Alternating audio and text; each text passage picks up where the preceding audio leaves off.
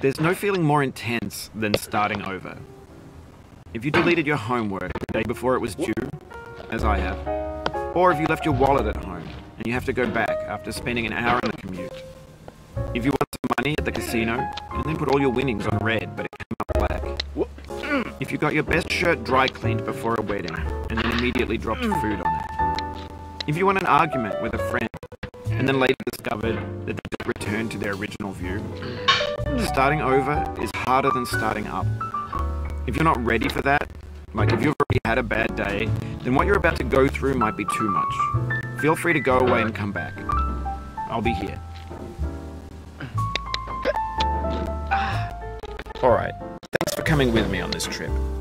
I'll understand if you have to take a break at any point. Just find a safe place to stop and quit the game.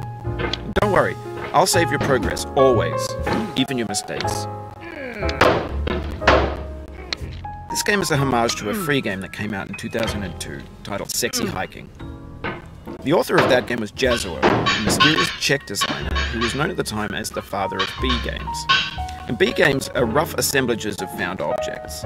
Designers slap them together very quickly and freely, and they're often too rough and unfriendly to gain much of a following. They're built more for the joy of building them than as polished products.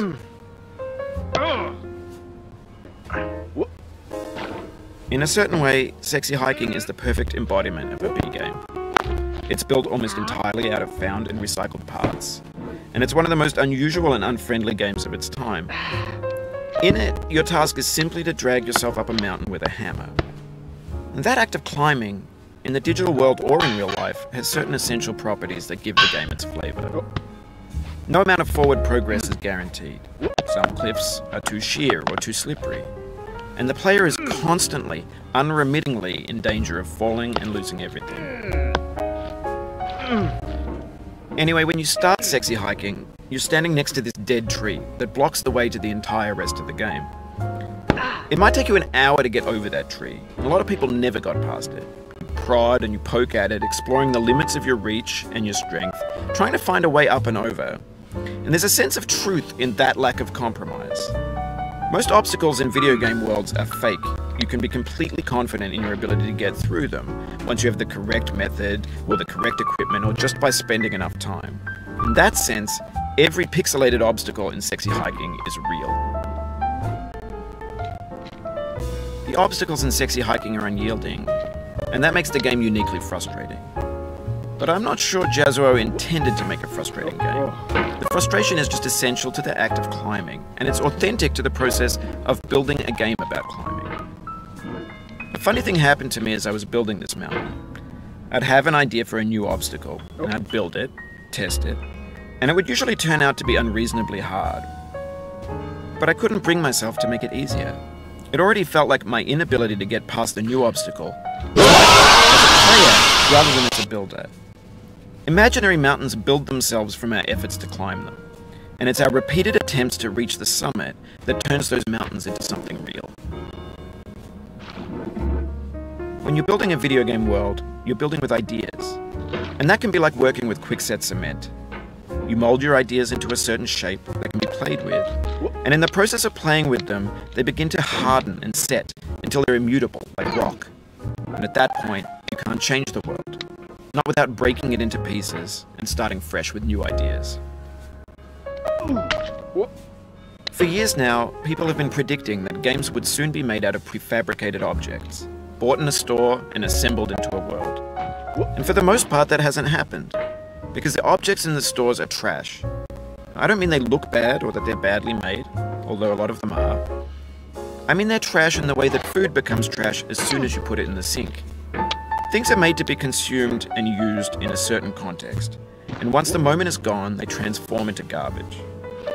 In the context of technology, those moments pass by in seconds. Over time, we've poured more and more refuse into this vast digital landfill that we call the internet. It now vastly outnumbers and outweighs the things that are fresh and untainted and unused. When everything around us is cultural trash, trash becomes the new medium, the lingua franca of the digital age. You can build culture out of trash, but only trash culture. B games, B movies, B music, B philosophy. Maybe this is what digital culture is. A monstrous mountain of trash, the ash heap of creativity's fountain. A landfill with everything we ever thought of in it. Grand, infinite, and unsorted. There's 3D models of breakfast, Gen X's fanfic novels, scan magazines, green screen Shia LaBeouf, banned snuff scenes on LiveLeak.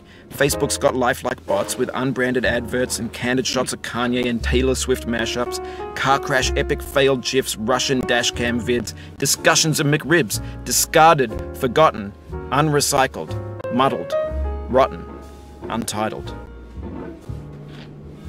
Everything's fresh for about 6 seconds, until some newer thing beckons, and we hit refresh.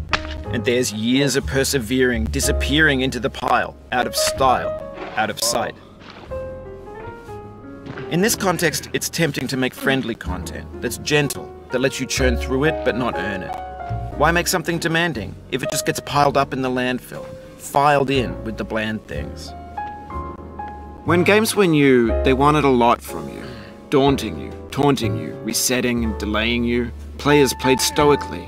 Now everyone's turned off by that. They want to burn through it quickly, a quick fix for the fickle, some tricks for the clicks of the feckless. But that's not you, you're an acrobat. You could swallow a baseball bat.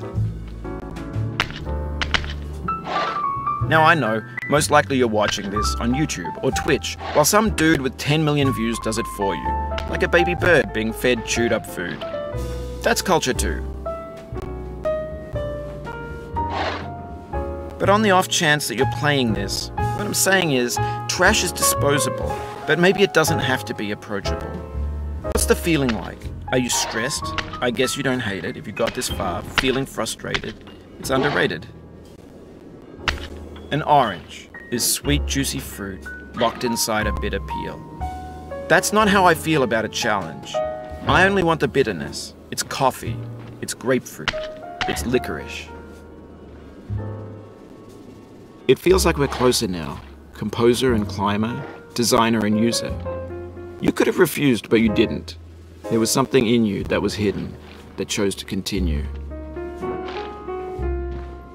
It means a lot to me that you've come this far, endured this much. Every wisecrack, every insensitivity, every setback you've forgiven me is a kingly gift that you've given me. We have the same taste, you and I. It's not ambition, it's ambition's opposite. An obdurate mission to taste defeat. You'll feel bad if you win, so I put this snake in for you.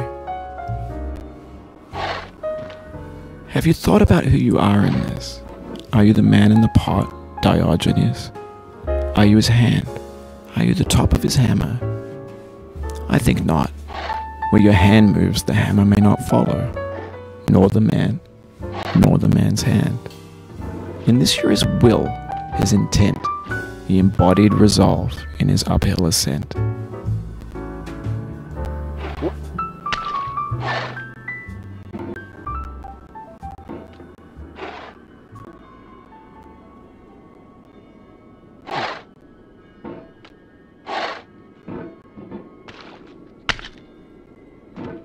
Oh.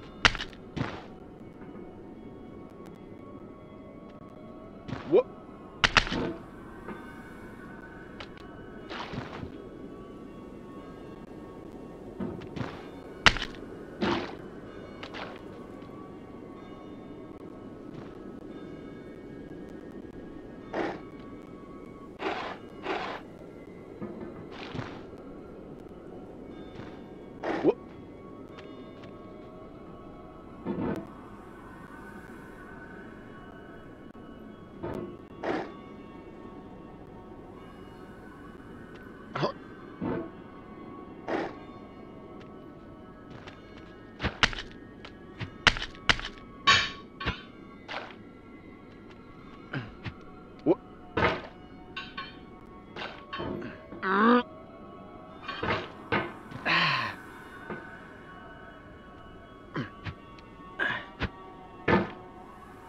Now, you've conquered the ice cliff, the platforms, the church, and the rectory, the living room and the factory, the playground, the construction site, the granite rocks, and the lakeside. You've learned to hike. There's no way left to go but up, and in a moment I'll shut up. But let me say, I'm glad you came.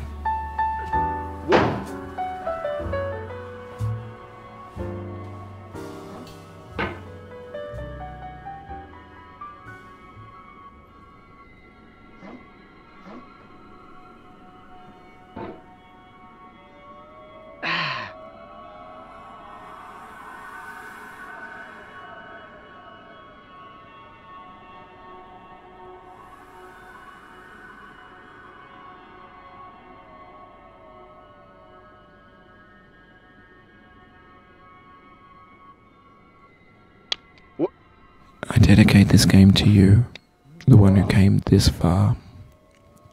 I give it to you with all my love.